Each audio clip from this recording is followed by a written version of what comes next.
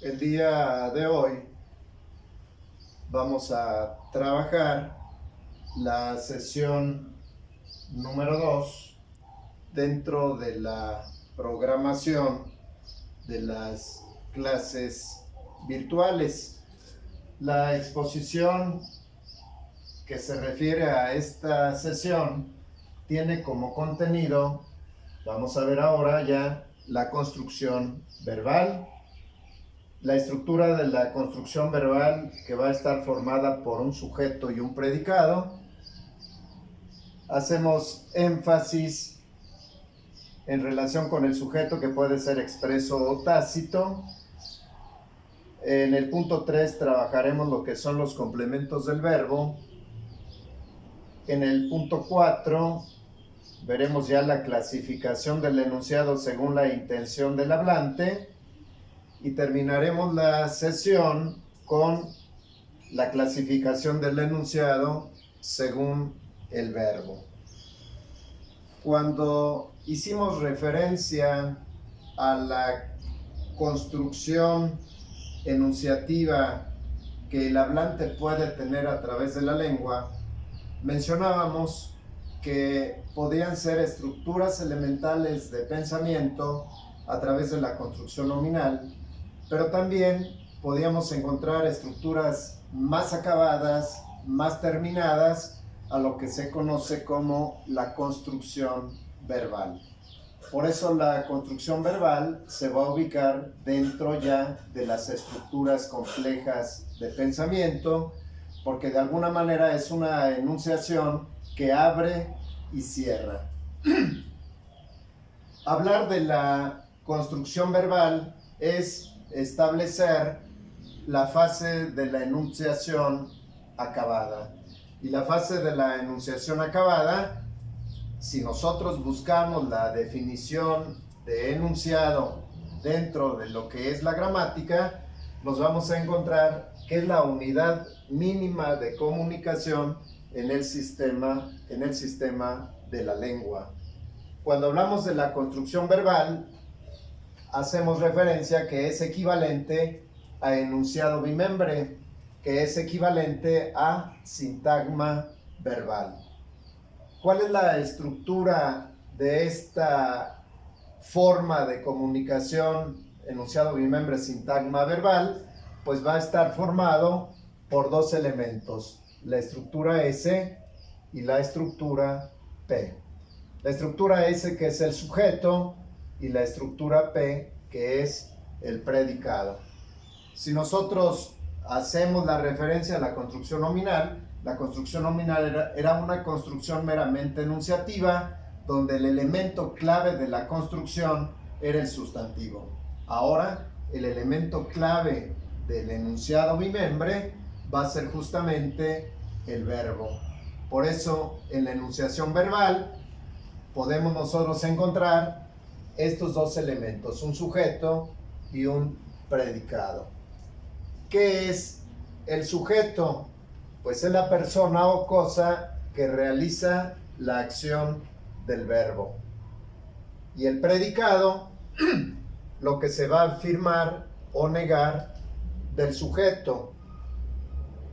Si nosotros ejemplificamos para poder identificar estas dos estructuras, podemos tener el enunciado: Hidalgo inició el movimiento de independencia.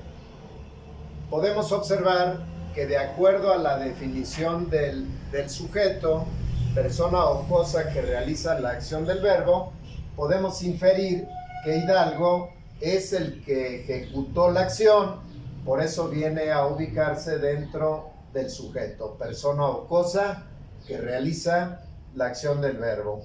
Y lo que realizó, inició el movimiento de independencia, podemos considerarlo dentro del predicado. Cuando se aborda este tipo de análisis a la enunciación, se le denomina un análisis morfosintáctico, y para identificar el sujeto, algunas veces se hacen las preguntas: ¿quién?, ¿quiénes? o qué. En este caso nos haremos la pregunta, ¿quién inició el movimiento de independencia? Pues la respuesta va a ser Hidalgo, que viene siendo un sujeto que lo podemos identificar dentro de la enunciación, por eso se va a catalogar como sujeto expreso. Cuando en una enunciación el sujeto es evidente y está presente, pues viene siendo el sujeto expreso.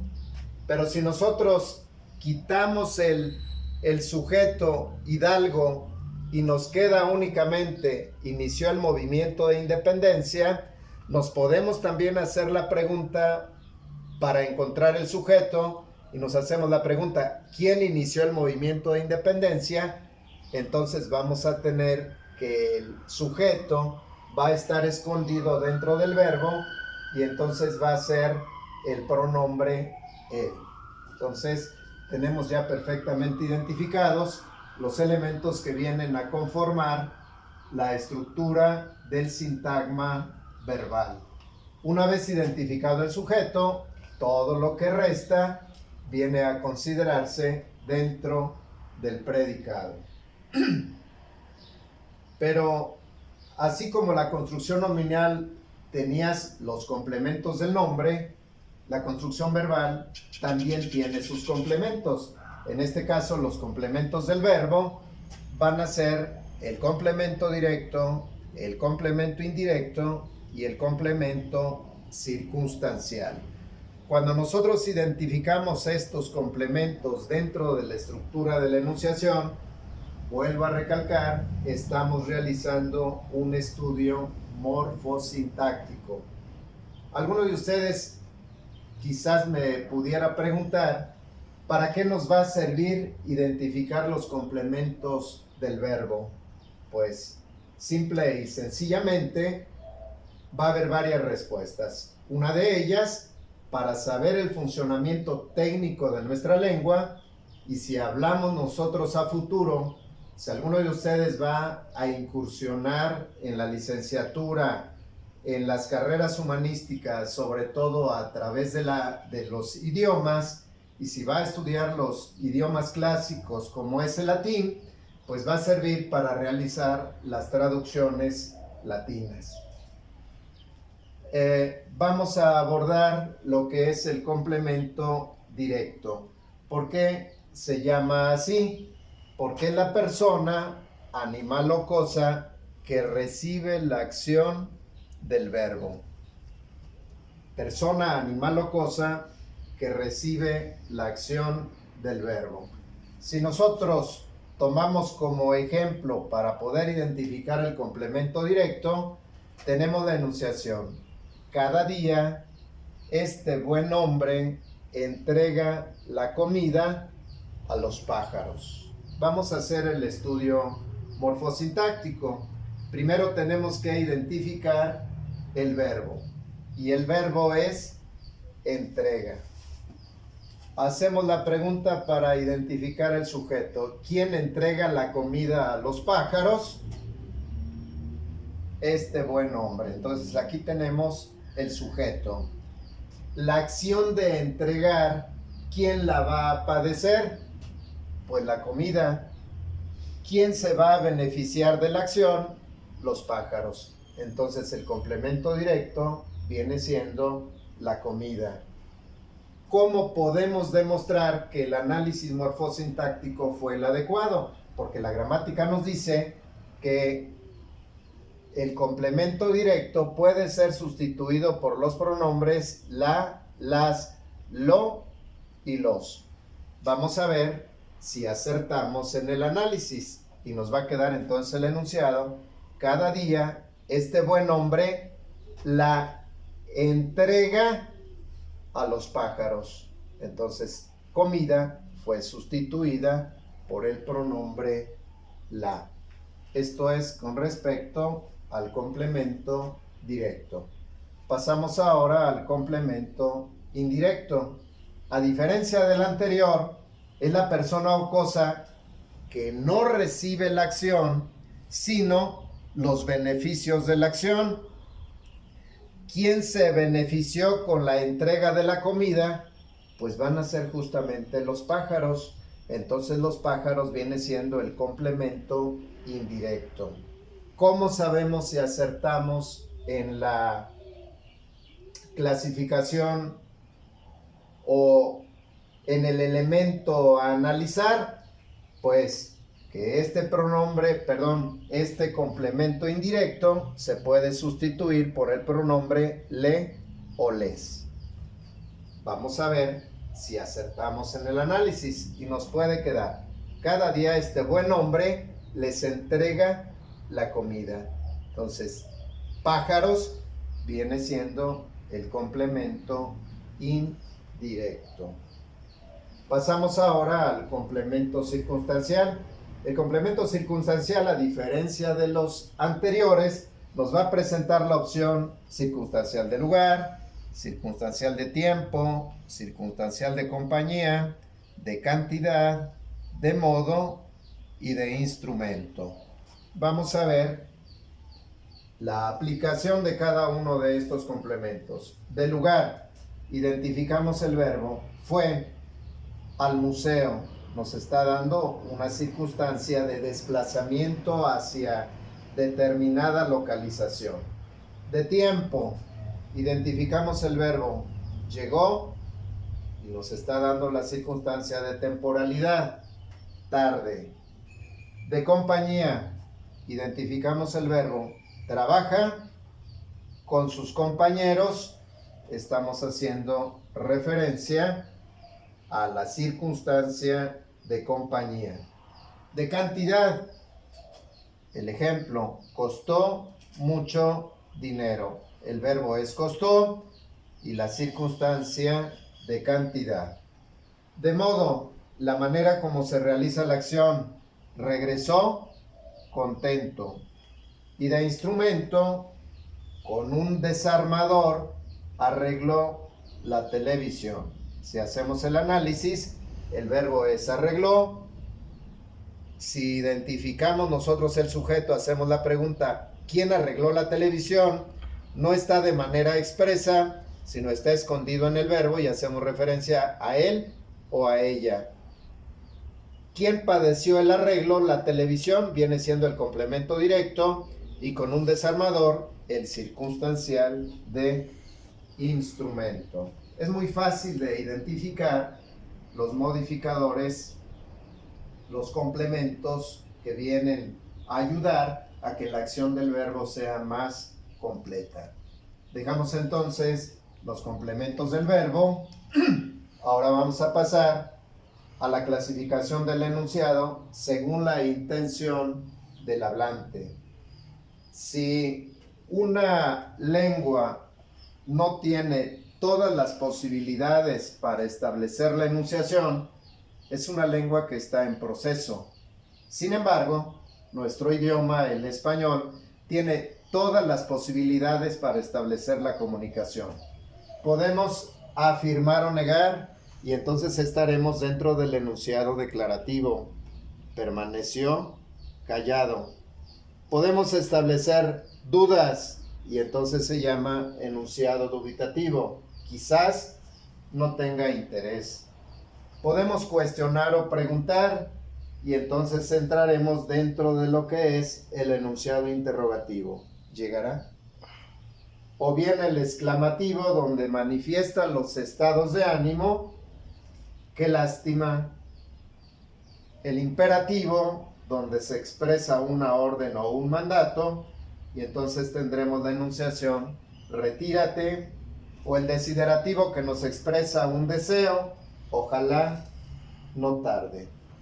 Como podemos observar, la enunciación nos da todas las posibilidades para el funcionamiento de la lengua. Finalmente, vamos a terminar la sesión 2 con la clasificación del enunciado según el verbo. Si somos verdaderamente estrictos en relación con la clasificación, pues únicamente tendríamos dos tipos de verbos: los que pasan la acción y los que no pasan la acción, como los verbos transitivos y los verbos intransitivos. Aquí quiero que pongan atención para poder establecer las diferencias entre los verbos que pasan la acción y los verbos que no tienen la posibilidad de pasar la acción. Basta con que analicemos el globo de los transitivos y tendremos como transitivo el verbo amar. Amar, donde la acción pasa a una persona. Componer, donde puede pasar la acción a una cosa. Pintar, golpear, abrir, explicar. La acción de los verbos forzosamente nos da un destinatario. A diferencia de los intransitivos, donde la acción se realiza, pero no hay quien vaya a recibir la acción, como salir, yacer, permanecer, existir. Vamos a los ejemplos. Tenemos aquí el verbo transitivo, el enunciado de verbo transitivo. Pintó la reja. La acción pasó a un objeto. Intransitivo, la acción se realiza pero no pasa. Permaneció callado. Luego vienen ya los reflexivos. El reflexivo es una enunciación donde la persona realiza la acción y ella misma recibe la acción. Se cortó. El recíproco, a diferencia del reflexivo, son dos o más personas que intercambian la acción. En este caso el enunciado dice: el tribunal y la corte se contradicen. Enunciado con verbo impersonal se le denomina así porque no sabemos quién realiza la acción. Basta con que analicen ustedes el ejemplo para que puedan establecer la deducción. Dicen que todo saldrá bien. ¿Quién dice? Pues no sabemos quién enuncia. Los verbos unipersonales. Estos verbos también se denominan defectivos porque no se pueden conjugar en todas las personas gramaticales, únicamente en la tercera persona, que es la persona él. Y generalmente son fenómenos naturales, como el ejemplo que tenemos aquí: llueve poco. Les digo, son defectivos porque no se pueden conjugar en las demás personas. Y finalmente el verbo copulativo, que es el verbo ser o estar, donde nos da enunciaciones sumamente breves como esta: todo es relativo. Esta sesión nos permitió abordar una de las características trascendentales de la lengua, como es la enunciación, donde ya encontramos un verbo en forma personal y donde un sujeto va a realizar una acción determinada. Espero que la explicación les haya servido para entender este tema maravilloso que es la construcción verbal.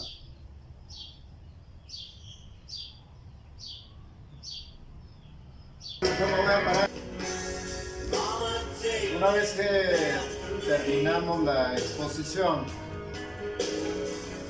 tengo que aclarar que las actividades de evaluación nos van a dar el 40%. Ese 40% va a estar dividido en textos que van a trabajar el complemento directo, el enunciado según el hablante y la clasificación del enunciado según el verbo. Espero haber cumplido satisfactoriamente con esta segunda sesión. Gracias.